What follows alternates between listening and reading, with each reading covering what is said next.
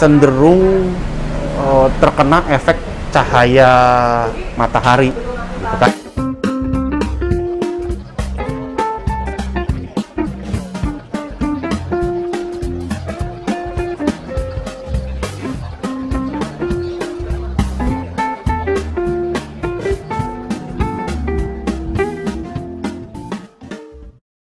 Sekarang saya ingin membahas mengenai tahapan konstruksi. Jadi kalau di episode-episode sebelumnya kita membahas mulai dari perencanaan, kemudian tender, kemudian pasca tender, persiapan menuju konstruksi, dan sekarang ya mengenai konstruksinya sendiri. Seperti apa keterlibatan arsitek di dalam tahap konstruksi. Sebelumnya sudah pernah saya singgung mengenai gambar shop drawing. Itu yang merupakan transisi dari gambar konstruksi yang diterbitkan oleh arsitek yang menjadi bahan yang siap dibangun di lapangan dalam bentuk shop drawing. Hal lainnya yang perlu dilakukan selama masa konstruksi itu adalah approval material. Jadi persetujuan material. Tidak hanya gambar ya, kalau shop drawing itu kan gambar, tapi juga material yang digunakan, material setiap elemen konstruksi yang akan dipakai di bangunan itu harus disetujui oleh arsitek, oleh pemilik, atau bisa juga pemilik diwakili oleh manajemen konstruksi, konsultan manajemen konstruksi atau MK untuk singkatnya. Nah, material yang digunakan itu ya biasanya di approve. Kalau yang bisa dengan katalog, kita gunakan katalog gitu ya, misalnya seperti aluminium composite panel atau wall covering, atau bisa juga langsung di materialnya seperti sampel materialnya seperti batu alam, seperti keramik, penutup atap dan lain sebagainya. Misalnya ada spesifikasi besi atau metal tertentu untuk baik untuk atap atau untuk dinding, itu juga, atau untuk konstruksi juga, itu bisa langsung di approve.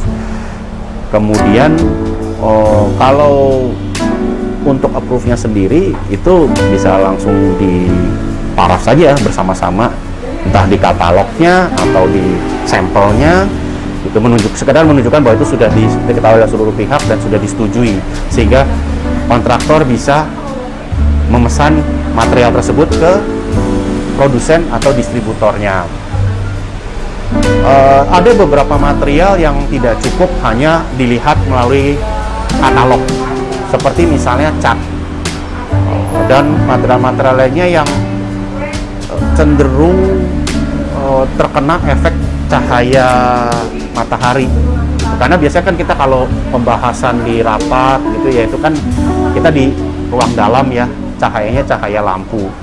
Tetapi ketika material itu dibawa keluar, diaplikasi di lapangan, kena cahaya alami dari matahari, itu efeknya bisa berbeda gitu. Jadi seperti cat ya, seperti aluminium composite panel juga, ataupun material-material lainnya yang cenderung untuk eksterior, idealnya dibuat sampel dalam ukuran besar yang dipasang atau diberdirikan di outdoor, atau yang istilahnya mock up gitu ya. Jadi ini juga penting membuat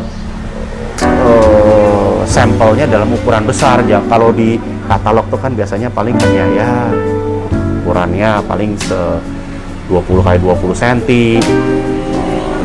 Padahal material aslinya itu bisa jadi kan 2 meter kali 1 meter, belum lagi kalau dia disusun bangunan setinggi 3 lantai, 5 lantai, 10 lantai, dan seterusnya gitu, efeknya akan berbeda. Makanya perlu dibuat dalam skala besar, terkena cahaya matahari langsung, semua pihak sudah nyaman, baru itu diparaf di situ, atau dibuat semacam notulensi atau berita acara menyatakan memang tipe itu yang dipakai.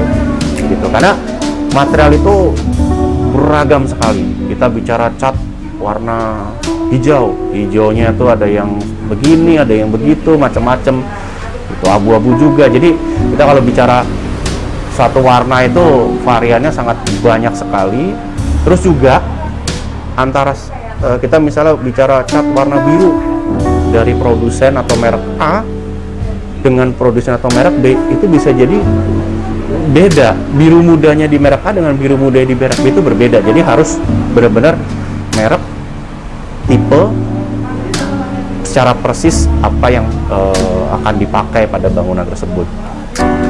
Kemudian juga selama konstruksi itu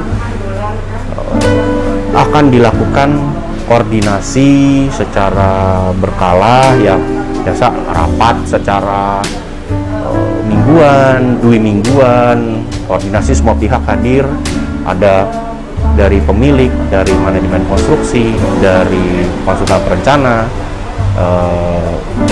Kalau kontraktor sendiri kadang ikut dilibatkan di rapat tersebut, kadang tidak. Kalau misalnya tidak, berarti nanti yang akan meneruskan hasil rangkuman rapat tersebut adalah MK, manajemen konstruksinya. Mereka juga yang akan membawa segala isu di lapangan ke dalam rapat. Jadi tergantung untuk setiap proyek bisa berbeda-beda. Di dalam rapat itu dibahas pertama progres konstruksi sejauh mana, apakah ada masalah atau tidak. Kalau ada masalah, masalahnya di apa. Masalah juga ada masalah teknis. Misalnya ada tiba-tiba misalnya ketika digali, tiba-tiba di dalam tanahnya tuh ada sesuatu, jadi harus misalnya tiangnya harus agak geser, terus penyesuaiannya ke desain bagaimana segala macam. Terus juga misalnya karena katakanlah ada kesalahan pengerjaan dari kontraktor, harus ada modifikasi, apakah itu diperbolehkan atau tidak oleh semua pihak. Nah, itu penyesuaian itu akan dibahas.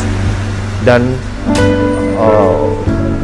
katakanlah kalau misalnya ada hal-hal yang memang di lapangan, ya ini secara prakteknya ya, kadang ada hal-hal di lapangan sudah dikerjakan, tetapi karena satu dan lain hal itu berbeda dengan yang semula direncanakan, dan itu yang di lapangan juga ya oleh pemilik juga diputuskan untuk tidak dibongkar lagi.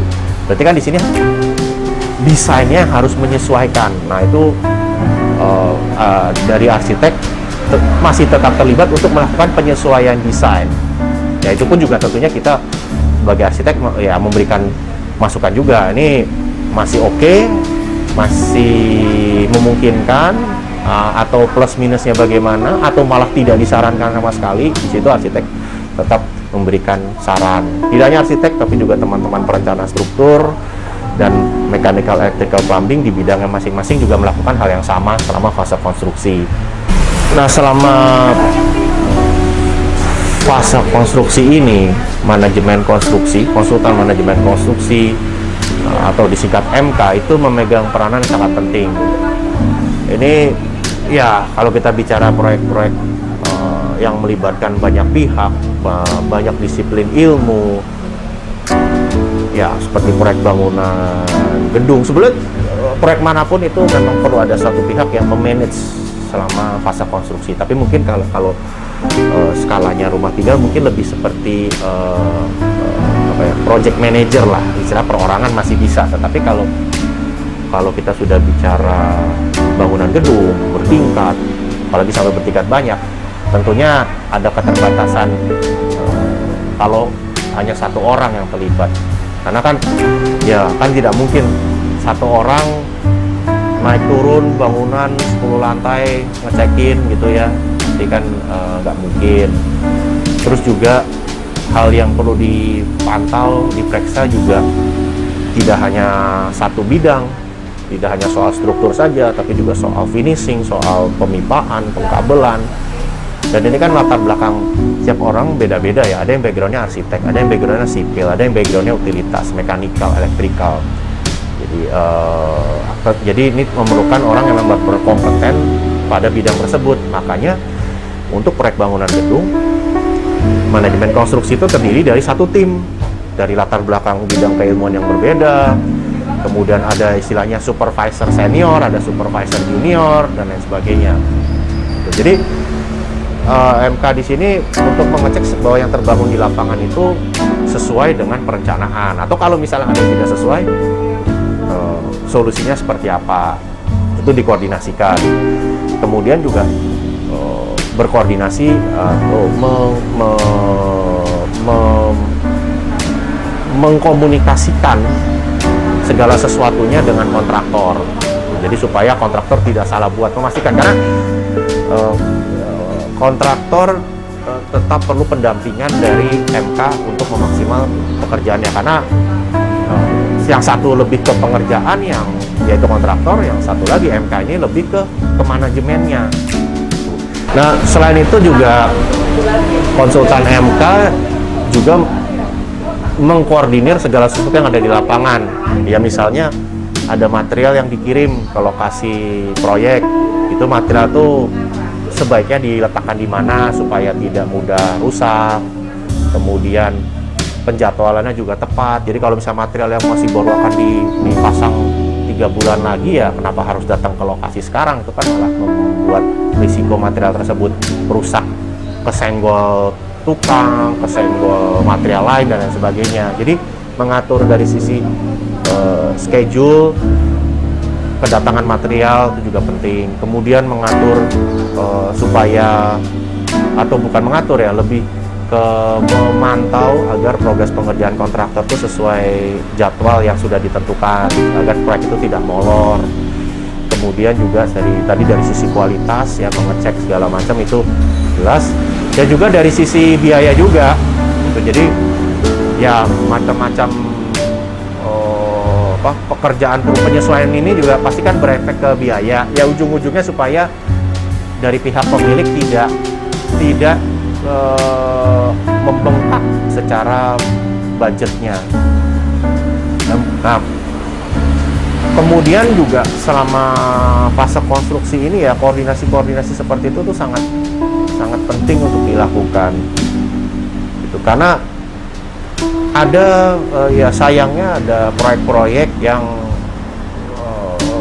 tidak melakukan proses manajemen konstruksi ya, tidak melibatkan juga pihak-pihak yang memang diperlukan selama fase konstruksi, dan akhirnya berakibat pada masalah-masalah seperti misalnya kontraktor tidak meminta approval dulu untuk shop drawingnya atau untuk material yang mau dipasang, langsung dipasang.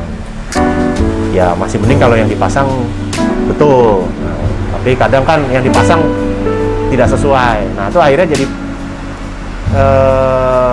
ya kontraktor diminta membongkar, memasang lagi yang betul. Ya kontraktornya rugi biaya, owner rugi di waktu karena harusnya udah selesai jadi harus dibongkar, pasang lagi.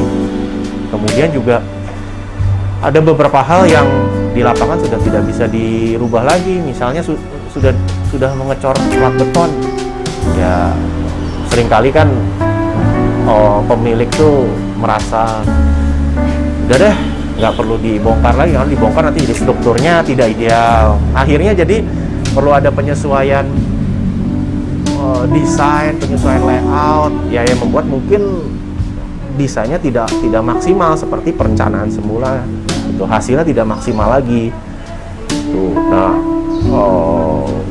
ya, jadi hal-hal seperti ini mesti menjadi kesadaran bersama ya, bahwa setiap pihak tuh memiliki kompetensi yang masing-masing, memiliki perannya masing-masing, dan sistem ini dari pengalaman adalah suatu sistem yang dibentuk supaya kelancaran dari proyek tersebut bukan untuk menambah biaya, tetapi justru untuk mengoptimalkan, mengefisienkan biaya. Tidak hanya biaya juga, tapi juga waktu dan kualitas. Nah, proses ini dari awal mulai pengerjaan, pembongkaran bangunan lama, misalnya ada bangunannya, kemudian fondasi sampai ke finishing, itu harus tetap konsisten. Sistem ini harus tetap dilakukan secara teratur, secara rajin, sehingga pada akhirnya bangunan itu akan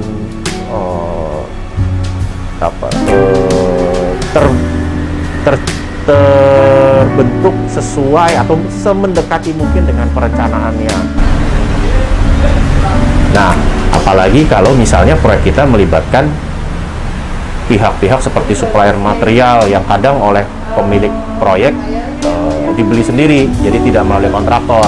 Ini kan menambah lagi jumlah daftar pihak-pihak yang terlibat di proyek. Gitu, kapan mereka harus mengantar barangnya dan lain sebagainya, quality control dari materialnya itu perlu dicek. Ya, saya rasa ini sudah cukup merangkum proses ya yang terjadi selama konstruksi dari banyak pihak, banyak hal yang terjadi. Ya mudah-mudahan ini bisa memberikan gambaran tentang proses yang seharusnya atau idealnya dilakukan.